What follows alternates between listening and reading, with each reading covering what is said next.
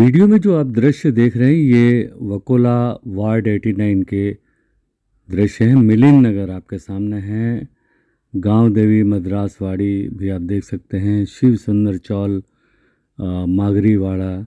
ये सब दृश्य वो हैं जो यहाँ की जनता की मुफलिसी मुसीबतों को दिखा रहे हैं, दर्शा रहे हैं।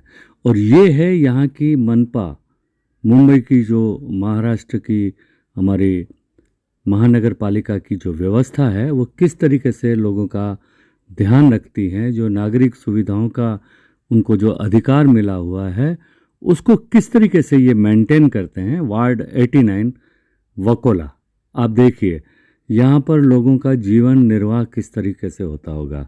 आपको लग रहा होगा कि ये पानी बरसात में या बारिश में भर जाता होगा, कहीं वहाँ से आता होगा। जी नहीं, ये पानी जो ये पाइपलाइन जो आपको दिख रही हैं, जिसे व्यवस्थित तरीके से इन्हें करना चाहिए था, उसकी बजाय ये इन तरीके से इन्होंने पाइप को डाल के रखा है और वो रिसता रहता है, पानी बहता रहता है और ये एक जगह जमा होता है, जिससे डेंगू मलेरिया जैसी बीमारियां फैलती हैं। यहाँ पर लगातार बीमारी के चंगुल में यहाँ के बच्चे, बुजुर्ग, महिलाएं आती है। कई बार बच्चों का, महिलाओं का इन पाइप पे से पैर फिसल कर एक्सीडेंट हुआ। रात रात भर ये पानी चलता रहता है और ये पानी रिस करके ज़मीन के अंदर चला जाता है और वहीं जमा रहता है।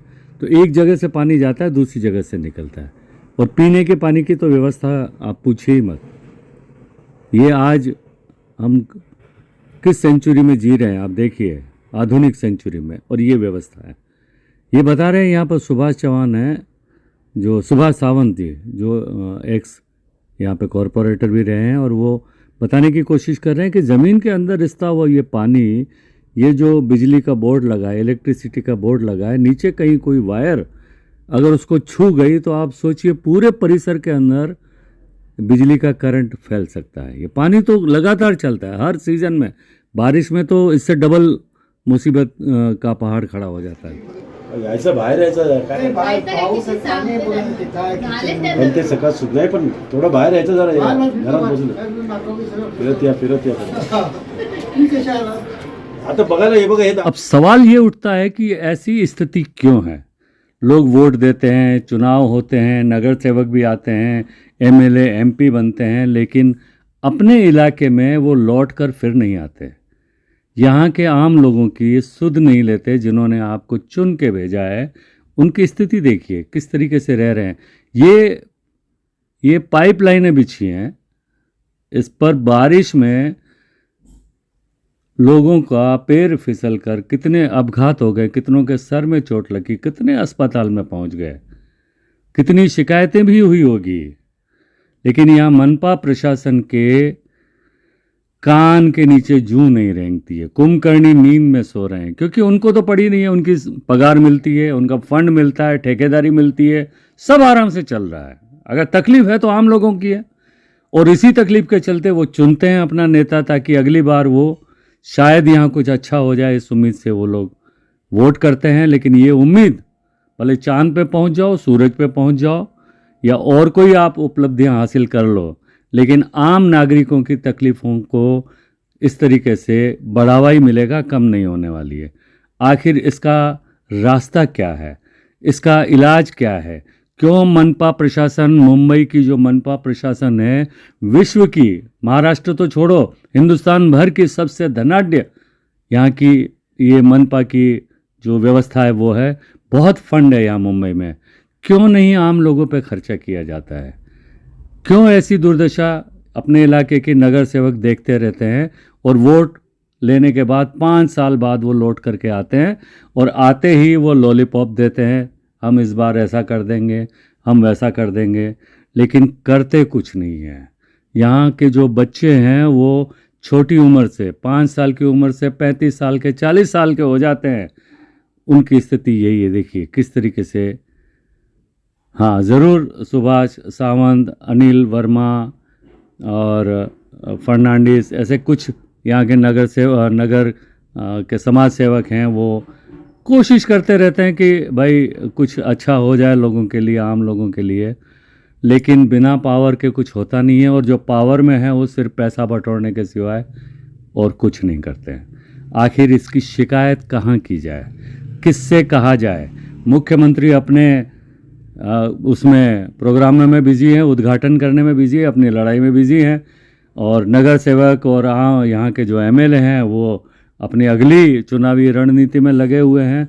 आम लोगों की सुध कौन लेगा, ये बड़ा सवाल है। और ये स्थिति बहुत ही भयावह है। भयावह इसलिए कह रहे हैं क्योंकि यहाँ पर कभी भी बड़ा हादसा हो सकता है। एक दूसरे पर ठूंस कर रखी गई गाड़ियाँ पानी में भीग रही हैं। किसी भी गाड़ी से पेट्रोल अगर रिस गया या पानी का किसी अर्थिंग से, किसी करंट की जो लाइन जा रही है उससे पानी का कोई कनेक्शन हो गया तो क्या स्थिति होगी। और उसके बाद ये जो दशा आप देख रहे हैं, आप किस तरीके से देखिए, आप यहाँ घर हैं, लोग रहते हैं, छोटे छोटे बच्चे हैं, परिवार है, ये बिजली का पूरा पावर कनेक्शन है और इसमें से अगर कहीं एक लाइन छूट करके आप पानी अंदर जा रहा है, इसके अंदर नीचे बेस में पानी जा रहा है और कोई बड़ा हादसा होगा तो क्या जिम्मेदारी कोई लेगा इसकी? यहाँ के नेता लेंगे, यहाँ का मनपा प्रशासन लेगा, या इसी तरीके से बस जांच बिठा देंगे और चलती रहेगी ज़िंदगी में जो भी चल रही है घटनाएं? कोई रोकने वाला नहीं है इनको, कोई पूछने वाला नहीं है इनको। आखिर ये दशा कब सुधरेगी? सवाल ये है, सबसे बड़ा सवाल ये है कि ये जो गरीब और आम आदमी हैं जो मजबूर हैं ऐसी जगह पर रहने के लिए, रोजगार चले गए, नौकरियां चली गई हैं, बच्चे स्कूलों में जा रहे हैं, देखिए क्या स्थिति है। लोग जॉब पे जाते हैं, सुबह रात को लौट के आते हैं, वापस घर आकर के उनको ये नज़ारा देखने को मिलता है। अब बताइए क्या किया जाए? ये सवाल बड़ा है और हम सिर्फ आपको आगाह कर रहे हैं, आपसे जानने की कोशिश कर रहे हैं कि आखिर इनकी सुध क्यों नहीं ली जा रही है। ये भारत देश के नागरिक हैं, इन्होंने आपको वोट दिया है, इनके नागरिक अधिकार हैं। आपको टैक्स भरते हैं, मकान का टैक्स भरते हैं, रोड का टैक्स भरते हैं, पानी का बिल भरते हैं, बिजली का बिल भरते हैं, और स्थिति बहुत भयावह से भयावह होती जा रही है। हम 2024 में सुनिए क्या कह रहे हैं, वहाँ के नागरिक क्या कह रहे हैं, सुनिए। माणसं बहुतेक जण पडतात, मी पण वैतागलो त्या सांगून हां आता आहे की पाईपाचा डीप टाकलं, पब्लिकला चालवायला भेटणार नाही, पाणी नाही, एकाला पाणी नाही आहे आणि त्याचे कनेक्शन बंद करून टाकले, अर्धे चालू अर्धे बंद केले। काय माहिती आहे, त्यांनी लाईन टाकली आहे, त्याला 2 लाईन बोललो, मला काय बोलतो तुका नगरसेवक आहे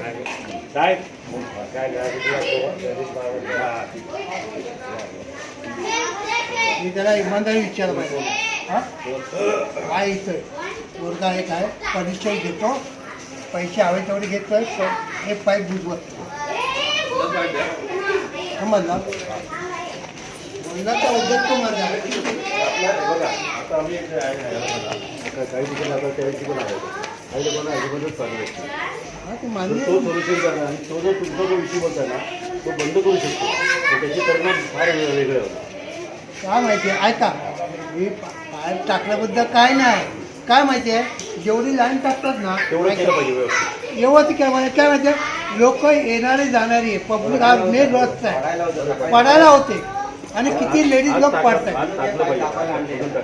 हां त्याला मी सांगून टाकलंय, टाकली परत ते पाय वर टाकले ते पण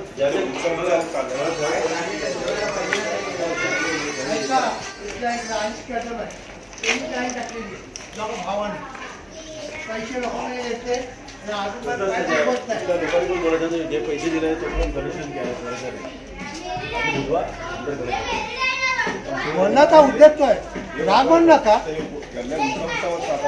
खाली जात आहे तुम्हाला जसे पाहिजे आतमध्ये विचारल्याबद्दल राग नका घेऊ, माझा काम आहे की कोण लक्ष देत नाही, त्यामुळे मी काय म्हणते माझ्या सामने दिसल्यामुळे मी विचार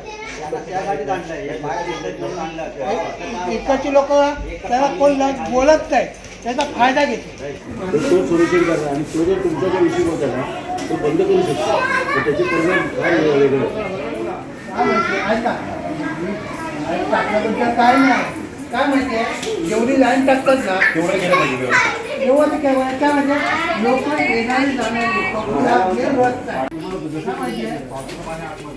विचारामध्ये राग नका घेऊ, माझं काम आहे की कोण लक्ष देत नाही, त्यामुळे मी काय म्हणते माझ्या सामने दिसल्यामुळे मी विचार त्यासाठीच आणलंय एक माहिती देतो आणलं तर काय होतं एक तर पाणी येत नाही खाली बोलत नाही त्याचा फायदा घेतो नाही स्थानिक लोकांनी आता इथे जो तुमची शाळा कमिटी वगैरे असेल ना तो देखा आपने, ये है यहाँ के नागरिकों की दशा, जिस पर लोग गर्व कर रहे हैं कि हम विश्व गुरु बनने जा रहे हैं। अगर कहीं जब ऐसी रिपोर्ट बीबीसी से और कहीं टेलीकास्ट होती है तो मजबूरन उन्हें बैन करना पड़ता है और उसे बंद करना पड़ता है, क्योंकि ये सच है। हम जितनी तरक्की कर रहे हैं उतनी ही आम लोग जो है वो पीछे होते जा रहे हैं, उनकी सुविधाओं में और कमियां होती जा रही है। क्या यही तरक्की है? ये सवाल बड़ा है और आने वाले समय में सभी लोगों को पूछना चाहिए। हम चाहे चांद पे पहुंच जाए, सूरज पे पहुंच जाए, बहुत सारी तरक्की कर लें, लेकिन जब तक आपके नागरिक दुखी हैं, जनता दुखी है, विश्व गुरु क्या ऐसे बना जाएगा? अब सवाल ये है कि ऐसी स्थिति क्यों बनती है। उसकी वजह जो नज़र आ रही है सामने सामने वो ये है कि कोई भी प्रशासनिक अधिकारी कोई भी जवाबदेह नहीं है। भ्रष्टाचार का आलम सर के ऊपर से जा रहा है, जिस पर किसी का कोई कंट्रोल नहीं है, कोई अंकुश नहीं है। भ्रष्टाचारी ये मान के चल रहे हैं इस देश की जनता सिर्फ चिल्लाती रहेगी और इसके आगे कुछ नहीं होगा, और तो कुछ नहीं। अब दूसरी सुविधा छोड़ दीजिए, ये पानी की स्थिति देखिए जो वहाँ के लोग पीते हैं। पानी जो पीने का आता है, कीड़े उसमें हैं, कीड़े पड़े हुए हैं। तो इस तरीके से देश हमारा विश्व गुरु बनेगा? सवाल बड़ा है, और ये सवाल आखिर किससे पूछा जाए? क्यों ऐसी नर्क की यातना भोगने को लोग मजबूर हैं इस मुंबई शहर में, आर्थिक राजधानी में?